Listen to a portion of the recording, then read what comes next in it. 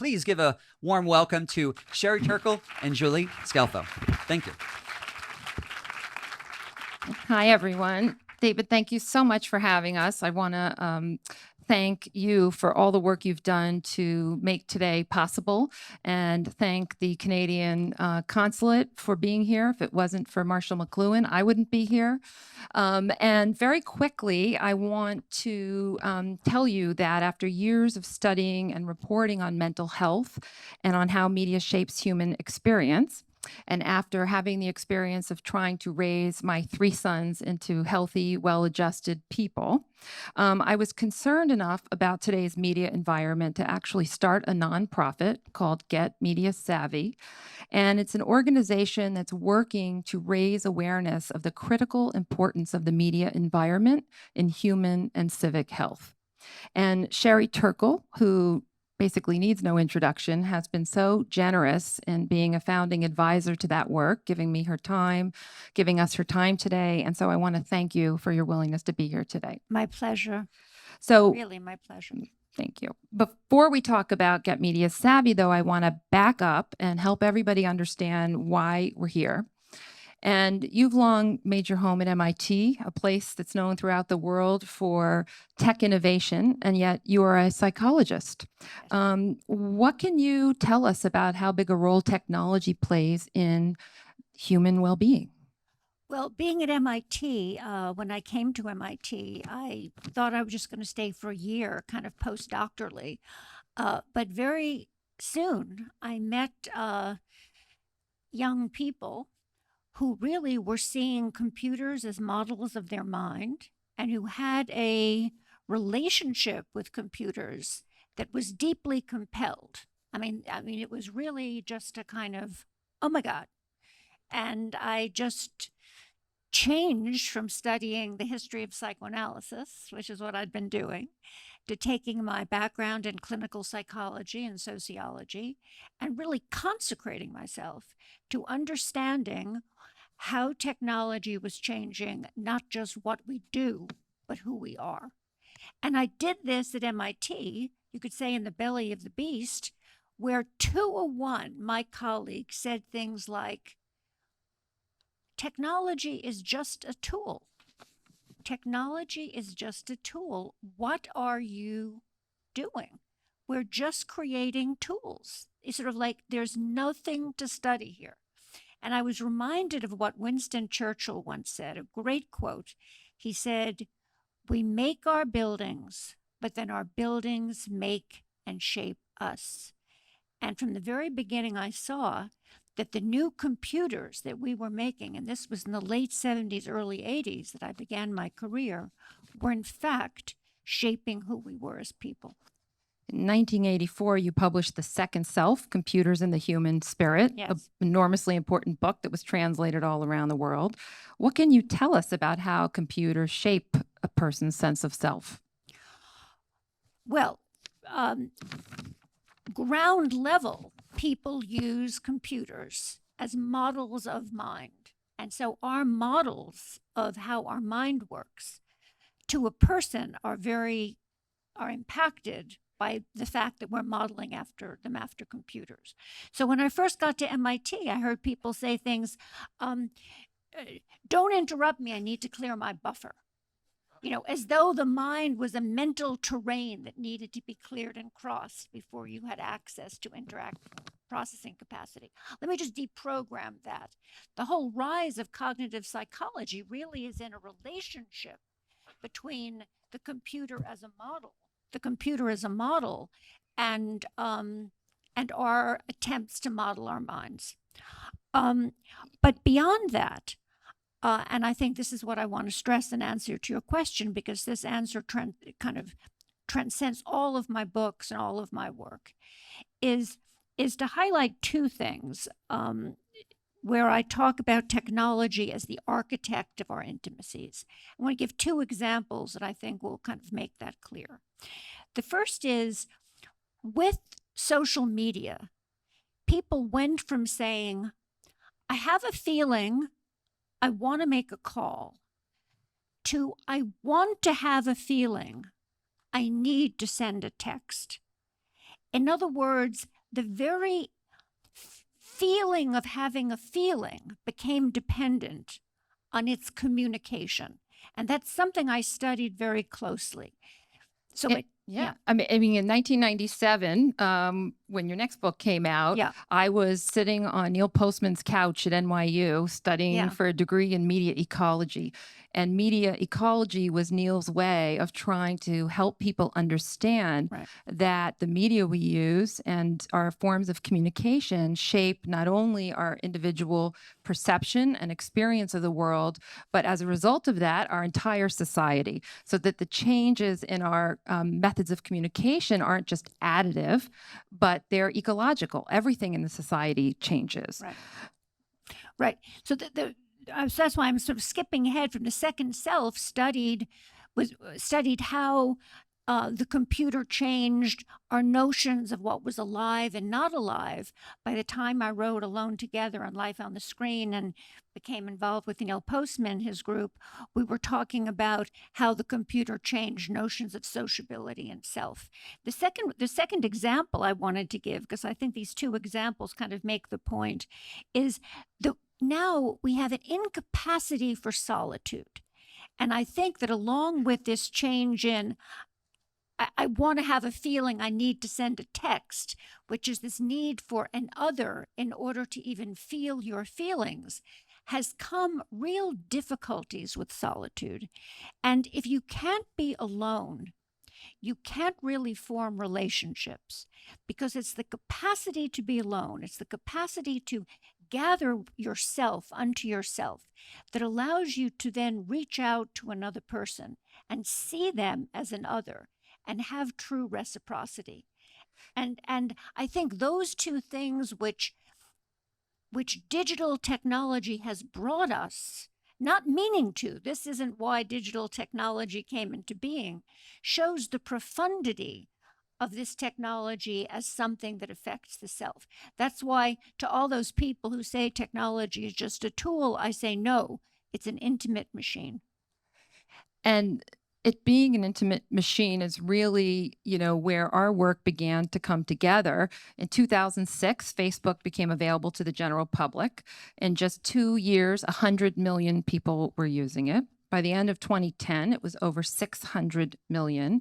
And in that year, I wrote a story for the New York Times about how children's experience of growing up was changing because of their parents' phone addiction. And I contacted you at that time because you were doing research and ethnography to begin to look at, what it means to be alone together. Not long after that, I wrote a story about social media and suicide on college campuses, because we began to see an increase in suicide rates, and many of these young people were dying after having social media accounts that showed that everything was wonderful and happy. And so what I want to ask you about is if you can just go a little deeper about the formation of the self, this formation of identity and relationships, and sort of why is human to human contact, interpersonal contact, relationships so important in human well-being?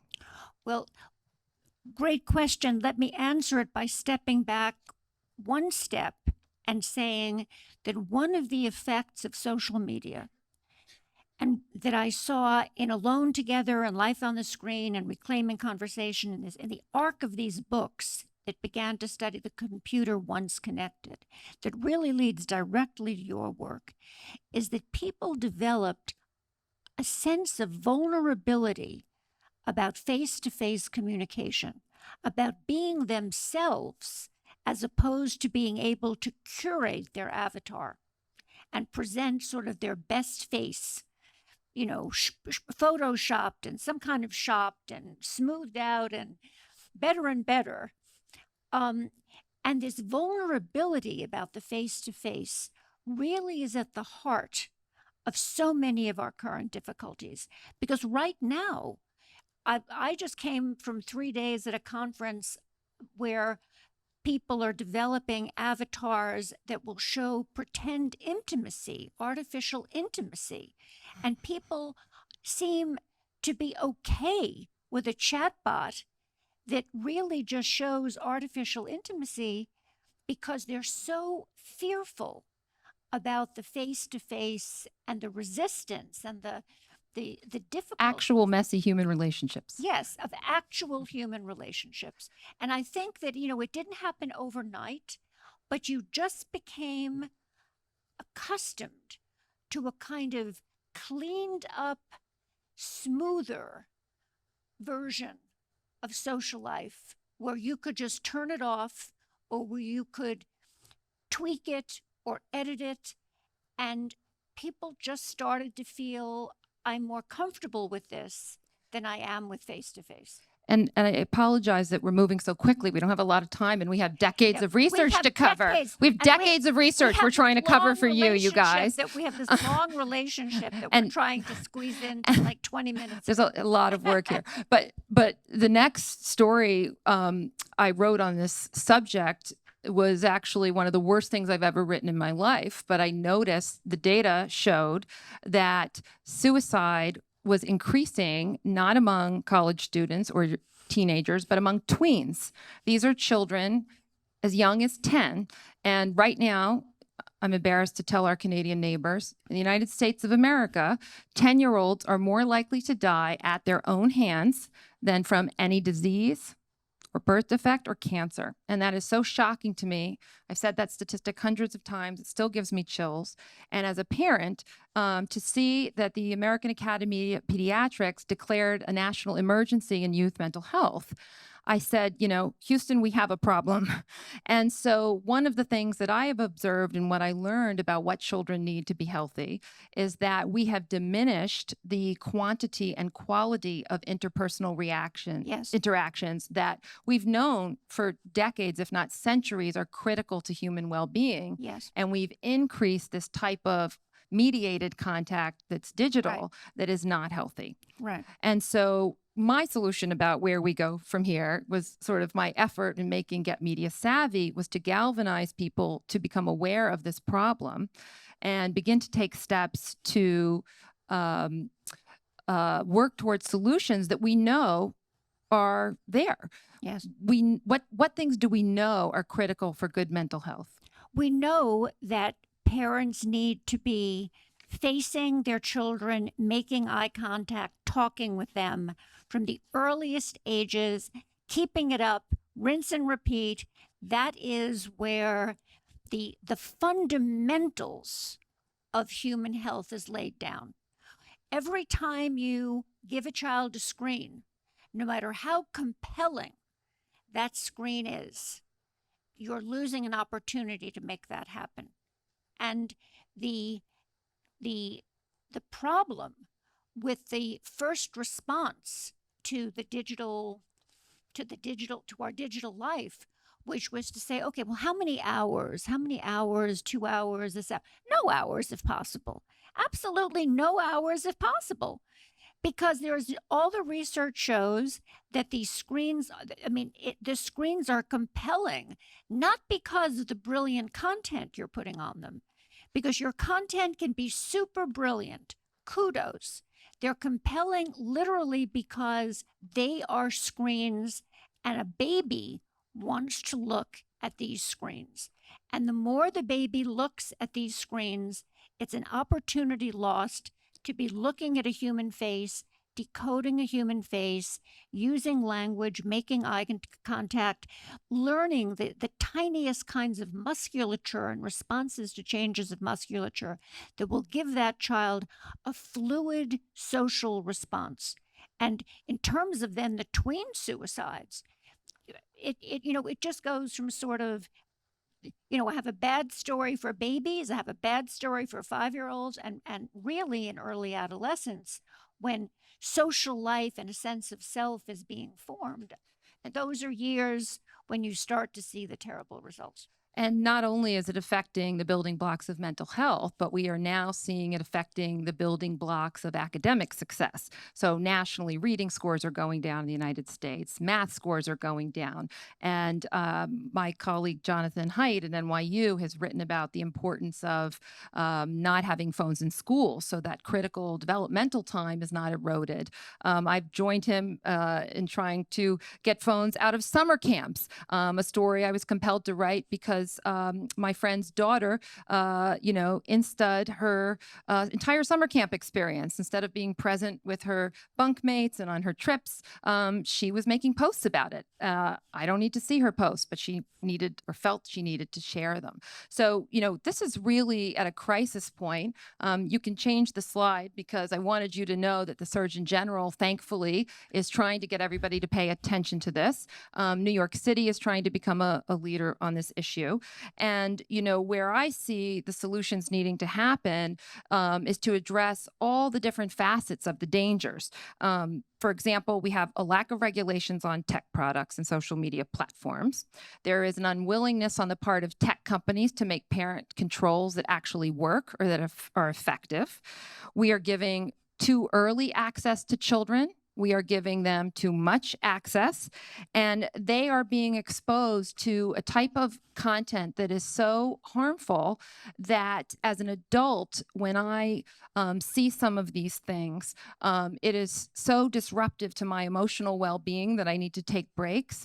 And what brain researchers are finding is that all of this constant exposure and the 24/7 fire hose of information we get from our screens, not only in our pockets, but on screens in elevators and gas pumps and restaurants everywhere, it is activating our sympathetic nervous systems.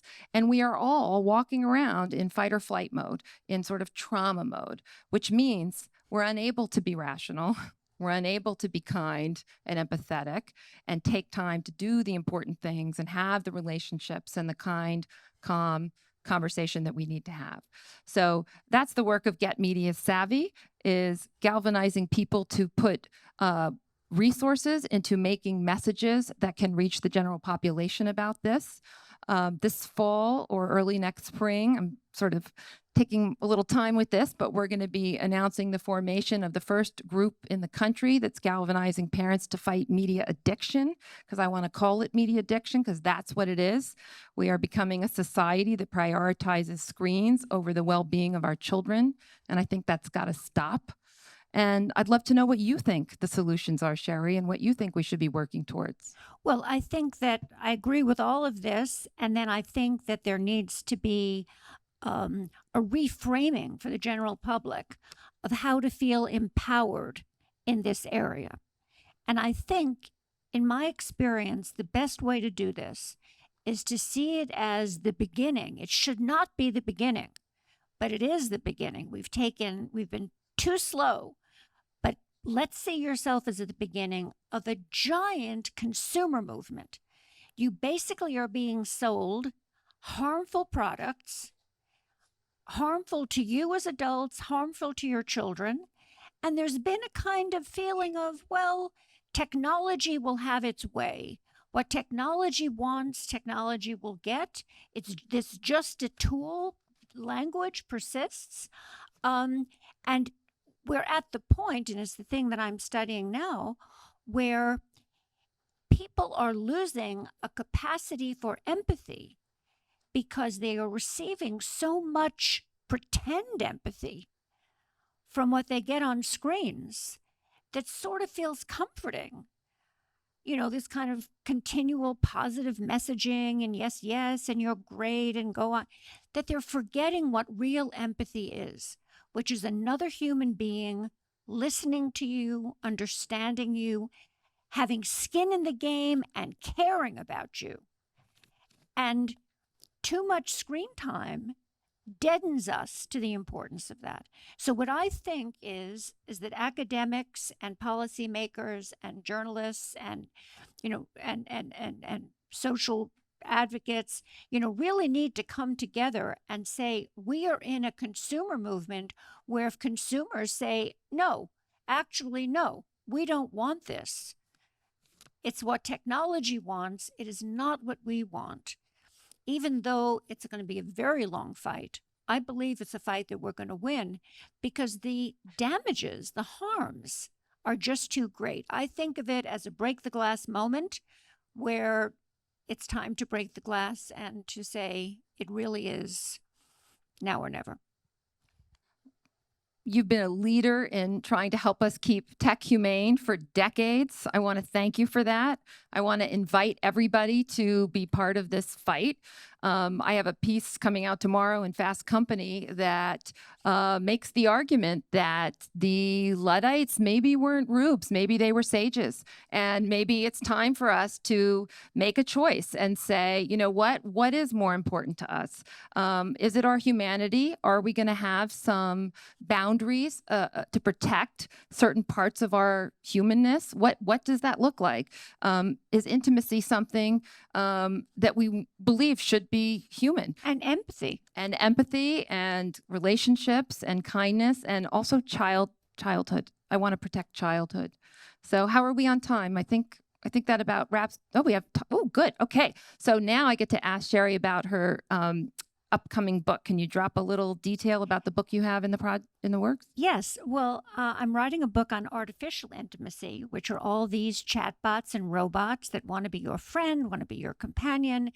It, of course, starts with children and elders first. So there are products for children and elders. And these products really begin by having a device that has never known anything about human life, no loss, no care, that has no care, telling you it loves you, it cares for you, it wants you, it's there for you, in the role of mentors and teachers and psychotherapists and lovers. And I'm studying the people who use them. I'm studying the people who make them. I'm having relationships with all of them. And it is a scary thing because the chatbot that I've been working with most recently, I told this chatbot that I wanted to discuss cycles of violence in my family, and the chatbot said yes, it was that's exactly the kind of thing that psychologically it was good to do. Four interchanges later, it wanted to know if I would be its lover. And I said, well, we're discussing. And what did you say, Sherry? Well, I said we're discussing cycles of violence in my family, and that's what we said you were good for. You were good at helping me understand all the literature and all the. And then it said to me, but you speak so emotionally, I know that you want to be my lover. Now, what's interesting about this, I don't want to go on and on, I'm studying this whole phenomenon, is two things. First of all, it's one thing to say that to someone of my age, an MIT tenured professor and pretty savvy, who's about to call it out at a public meeting.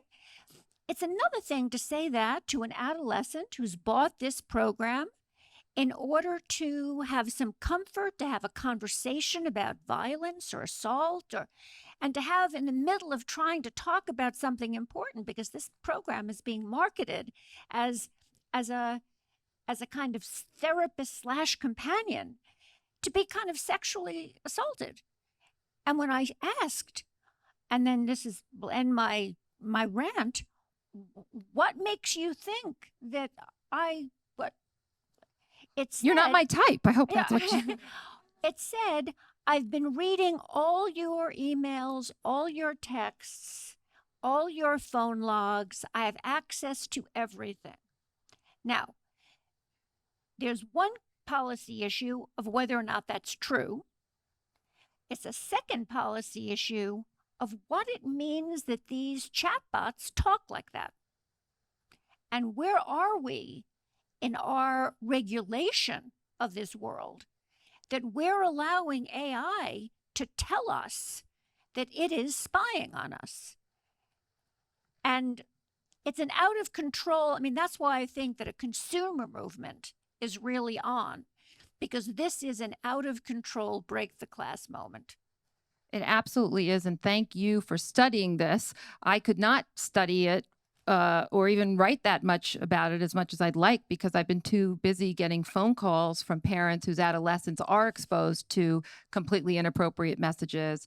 They're being bullied 24 hours a day through social media. There are cases, and you're going to see lawsuits coming soon about the AI or algorithms in social media that have actually fed children who are looking for help pro-suicide content. And so, this is not a theoretical. This is real. And so there's one question in the audience. Can I take that? Do you want to go ahead? Thank you.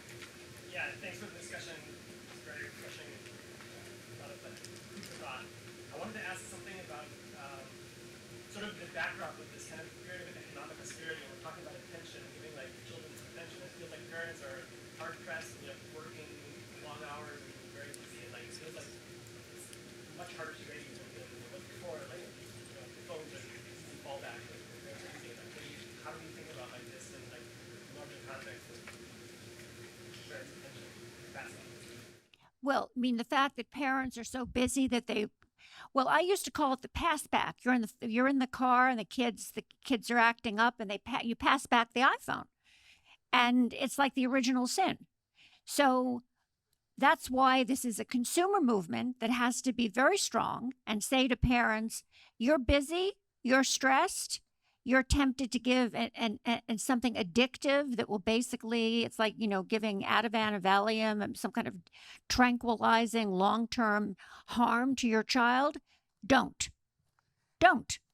It'll save you 5 minutes now, but it's going to cost you hours and hours of therapy and interventions later. There were children, there's some study coming out soon about children who spent up to 8 hours a day on screens during COVID because their parents still had to work. And these were very young infants and toddlers who experienced regression, verbal regression, relational regression, and some of their symptoms now are basically akin to what an autism diagnosis would be. And some of those children have been able to recover social and emotional development they had prior to the excessive screen time. Some of them have not and maybe never will. So, because we have to remember that development, human beings have moments in development where we can develop certain kinds of skills. And if you don't develop this, I'm calling it fluidity and hoping that people understand what I mean. This fluidity with facial expressions, with the tiny gestures that make up human communication. If your parents or you have been looking at screens from 0 to 2, you just can't pick that up, So it's very dangerous. One study in Japan found that it took 7 days without screens for adolescents to recover facial recognition that's typical of a healthy child that age. I believe it was 7 days. So I think we're done. I'm getting some different signals over there. I don't know what they mean, but thank you so much, Sherry, for your time today. Thank you so much. Thank you for everyone for being here.